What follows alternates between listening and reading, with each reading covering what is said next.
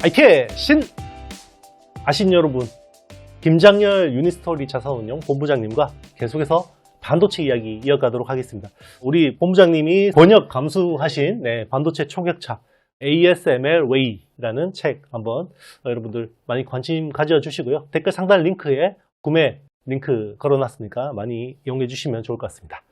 네, 레거시 반도체, 우리 커머디티라고 하죠. 이게 언제부터 레거시라는 말을 쓰기 시작했는지 모르겠는데 이제는 뭐 뉴 반도체나 HBM이나 뭐 소캠 같은 거고, 요즘에는 커머디티는 레거시라고 용어가 생겼는데, 지금 이제 레거시 쪽은 공급업체들의 감산, 그리고 이제 중국의 이구환신 같은 정책 효과가 맞물리면서 생각보다 턴어라운드가 빨라지고 있는 것 같아요.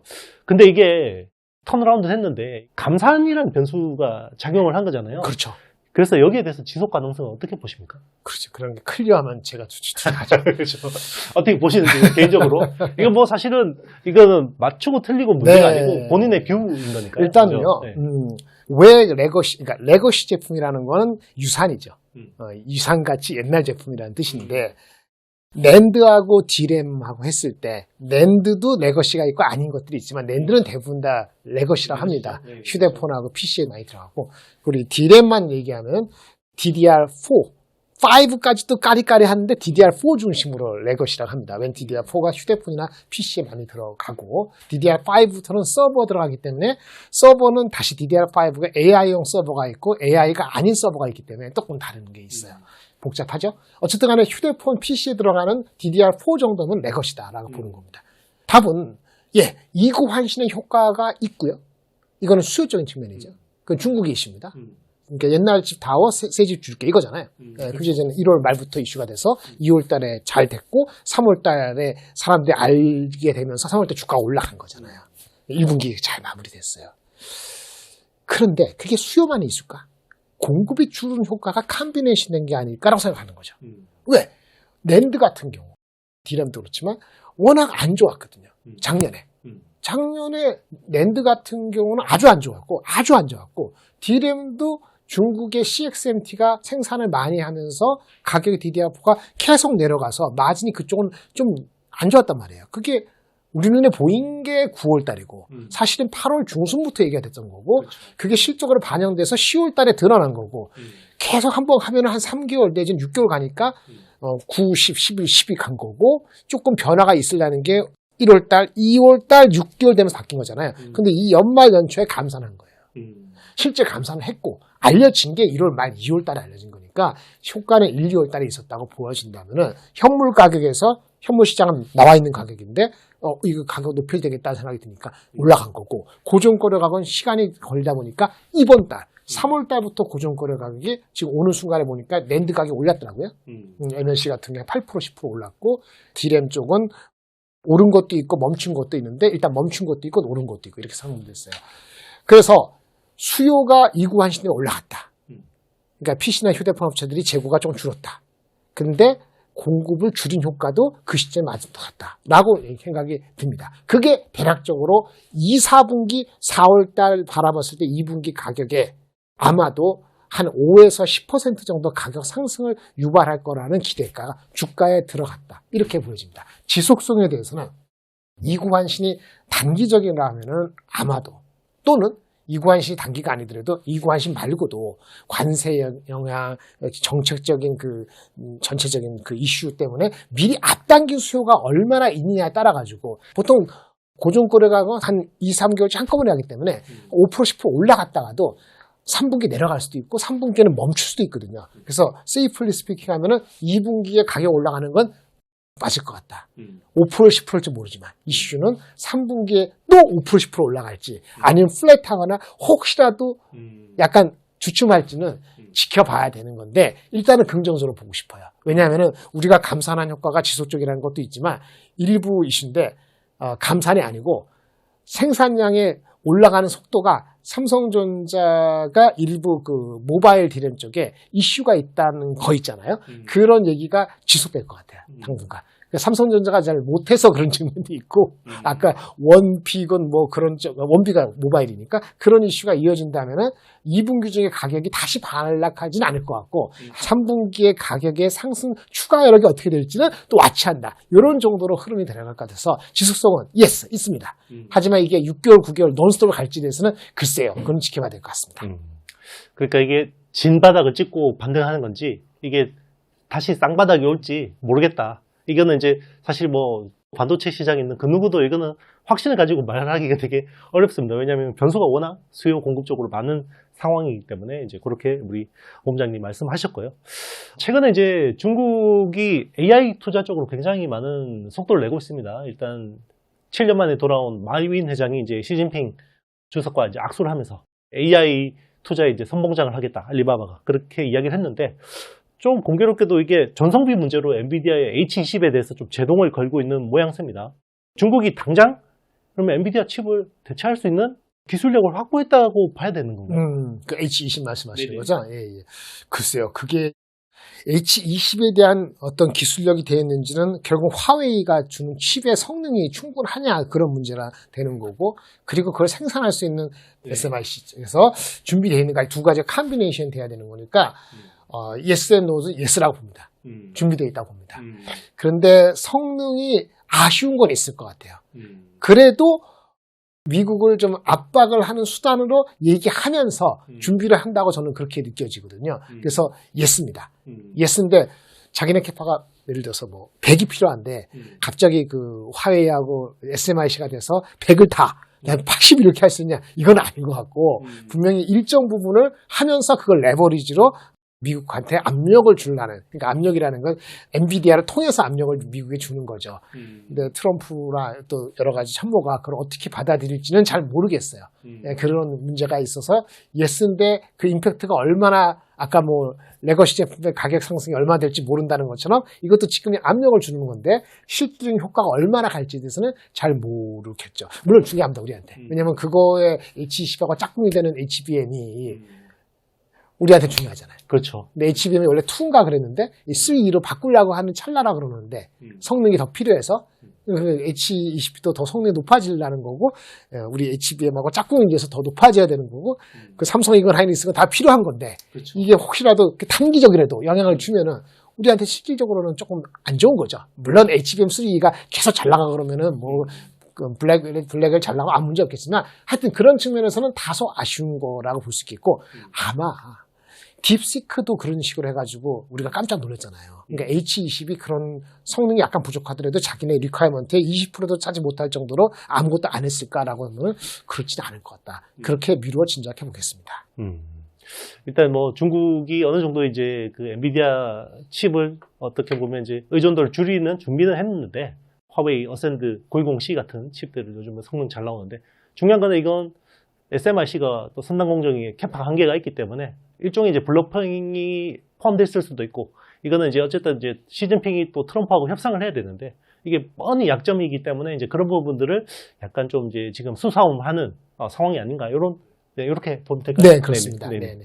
일단 그러면 AI 가속기는 이제 H20 정도는 어느 정도 이제 뭐 준비가 됐다 그러면 결국 여기 들어가는 메모리, HBM이 이제 중요할 텐데, 중국의 뭐 CXMT 같은 회사들도 당연히 준비할 것 같은데, 그렇죠. 그런 쪽은 어느 정도 이제 아직 그 HBM 뭐 2까지는 시도한다는 얘기만 들었는데 HBM2가 뭐 어느 정도까지 생산된다? 아니면 할 수 있다? 이런 얘기는 못 들은 것 같아요. 그래서 우리가 사실 HBM2가 작년 초까지 하지 않았습니까? 불과 1년 밖에 안 지났어요. 1년 반. 1년 반 만에 또 차올 정도라고 보기에는 조금 빠른 것 같아요. 그래서 아마도 아까 지금 똑같은 건데 H20하고 컴비네이션 되는 HBM2인데 엔비디아는 HBM3로 가려는 거잖아요. 근데 뭐 HBM3로 안 가고 옛날 거 그대로 있으면은 HBM2 갖고 되는 건데, 그럼 HBM2를 아까 중국이 할 수 있다는 거잖아요. 우리하고 그 기술적인 차로 봤을 때는 최소한 2, 3년 뒤였다 보면은 작년에 우리가 시작한 거니까 내년도에는 바뀔 수 있죠. 내년도에는 HBM2가 아까 그 H20이 됐던 뭐 내수적으로 필요한 거를 맞춰가는 그런 과정이 될 수 있는데, 지금은 아직은 소식이 못 들어왔을 때는 아직은 아닌데 시간 준비하고 있을 1년 거다. 정도 지나면은 어떻게 될지 모르는 거죠. HBM2가 H20하고 컴비네이션 되는 거는 우리 시장이 아닐 수도 있고, 그리고 계속적으로 우리는 중국 시장이 더 커질 텐데, 우리가 액세스 못하면 한 10몇 프로가 엔비디아 나가는 게 찌그러드는 거고, 그렇죠. 그러면 그것이 삼성이 됐던 하이닉스한테는 그거만큼은 아쉬운 점이 되는 거죠. 예, 그럴 수 있습니다. 내년에는 진짜 그럴 수 있어요. 올해는 브로핑이라 하더라도 내년은 충분히 그럴 수 있습니다. 일단 빨리 기술로 도망가지 않으면 일단 뒤에 남아있으면 레드오션밖에 없다. 올해까지는 아니고. 네, 그런 생각이 많이 듭니다. 사실 최근에 또 HBM에 이어서 이제 소캠 같은 이런 커스텀 메모리가 잇따라 등장하고 있거든요. 그래서 이제 메모리 업체 간 경쟁력에서 이제 제일 중요한 관점. 네. 뭐 이게 어떻게 보면 최적화, 커스터마이징이다 보니까 뭐 설계 역량이 중요할 수도 있다. 고객이 원하는 거.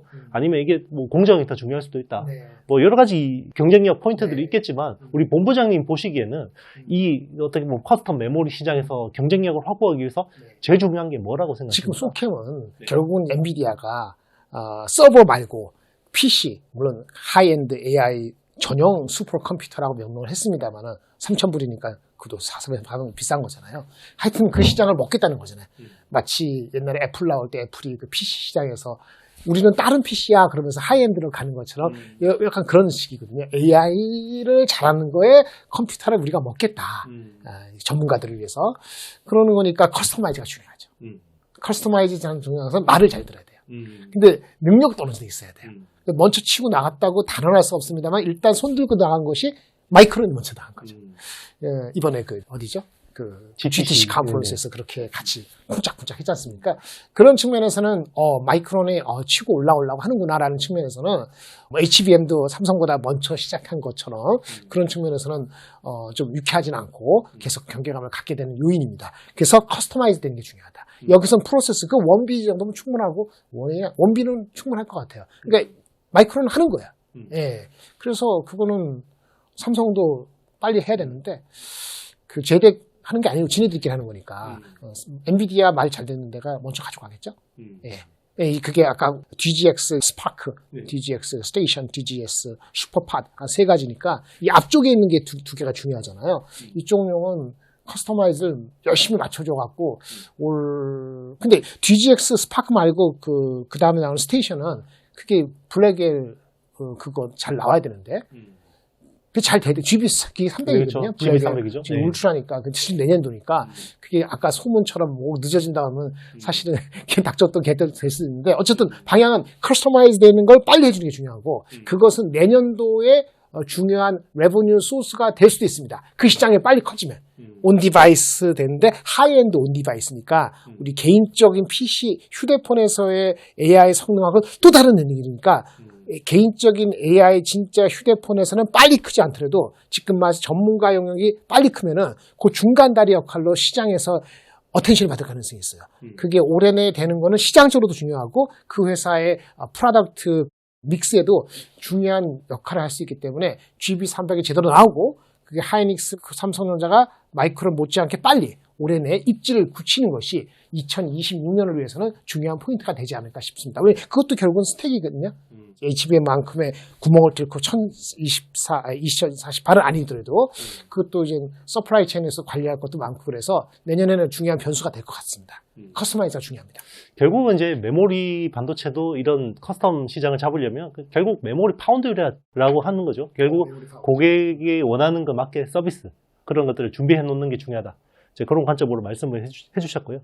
우리 본부장님하고 반도체에 대해서 이제 많은 이야기를 나눴는데 혹시 마지막으로 우리 채널 구독자분들께 하시고 싶은 말씀 혹시나 또 못했던 이야기 있으면 좀 부탁드리겠습니다. 반도체적으로 말씀드리면 투자 관점에서 본다면은 미래는 여전히 밝다라고 저는 말씀을 드리겠고 뭐 이렇게 한 달, 두 달 이렇게 흔들리는 거는 이 채널에서 적절하지 않은 거니까 방향은 그렇다고 보여지고요. 글쎄요.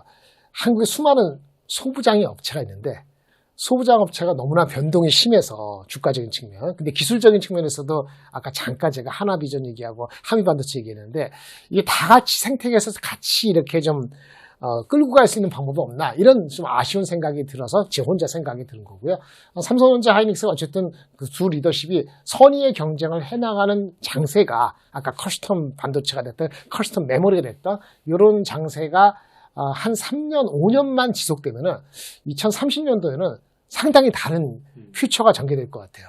아까 우리가 에이전트 AI도 얘기했습니다만 로봇 AI, 그래서 그러니까 피지컬 AI 시대가 들어오는 시대가 되는 게 2030년을 본다면 그때까지 5년 잘 버티면은 우리가 삼성하이닉스 버티고 성장하면은 상당히 이 서플라이 반도체 업계 먹고 사시는 분들한테 좋은 퓨처가 될 수 있으니까 꿈을 갖고 그때까지 잘 기다리시면서 공부도 하시고 준비하시는 그런 생활 하시면 좋겠고, 거기에 제가 봤을 때는 이용수 채널이 톡톡한 역할을 하실 것 같으니까 계속 요청해 주시면 좋을 것 같습니다. 네, 1시간 동안 정말 알찬 이야기 많이 나눴습니다. 이게 깊은 인사이트 나눠주신 우리 김장렬 본부장님께 너무 감사드리고요.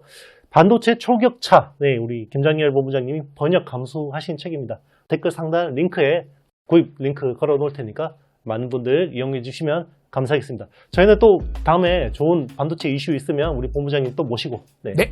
한번 또 이야기 나눠보도록 하겠습니다. 오늘 너무 감사합니다. 네, 감사합니다. 네네. 네.